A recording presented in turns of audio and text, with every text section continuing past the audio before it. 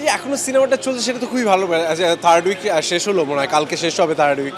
Fourth উইকে এখনো হলে সিনেমাটা আছে, যেটা খুবই ভালো লাগার বিষয় যে সিনেমা এই ধরনের সিনেমা ফোর্থ উইক পর্যন্ত যাচ্ছে এবং দর্শক এখনও আগ্রহ দেখাচ্ছেন। সামনের 26 তারিখ থেকে অস্ট্রেলিয়া যাবে সিনেমাটা, এবং 26 থেকে প্রায় 5টা শহরে, অস্ট্রেলিয়ার 5টা শহরে সিনেমাটা মুক্তি পাচ্ছে। অস্ট্রেলিয়ার পরে ইউএসএ, কানাডা এবং তারপরে ইউকেতেও যাবে। সো দেখা যাক সেখানকার রেসপন্স কেমন হয়, এবং বাংলাদেশের রেসপন্সটা একদম শুরু থেকে খুব ভালোই ছিল।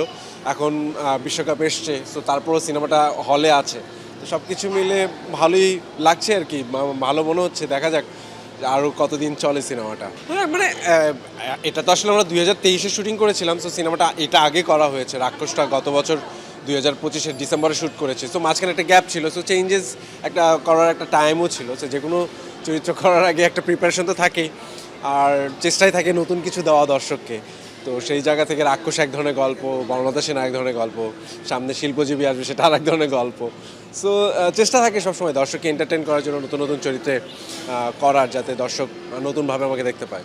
হ্যাঁ মানে যেটা হয় কি, যে ধরেন আপনি একটা পরিশ্রম করছেন এবং একটা ভিশনের মধ্য দিয়ে যাচ্ছেন, এবং দর্শকের সাথে সেটা কানেক্টেড ফিল করছে দর্শক সেটার সাথে, তো খুবই স্বাভাবিকভাবেই ওটা খুব ব্লেসিং মনে হয় যে যেটা করছি, যেটা হয়তো ঠিক পথে আছি, হয়তো দর্শকের সাথে অভিনয়ের মাধ্যমে যেভাবে কমিউনিকেট করতে চাই সেটা করা যাচ্ছে, বা সেটা তারা যখন প্রশংসা করছেন তখন মনে হয় যে না, এখনও হয়তো ঠিক পথে আছি, এবং সেভাবেই সামনের কাজগুলো আরও রেসপন্সিবিলিটি বেড়ে যায় যে আরও ভালোভাবে কাজ করার, সামনে যখন কাজ করব।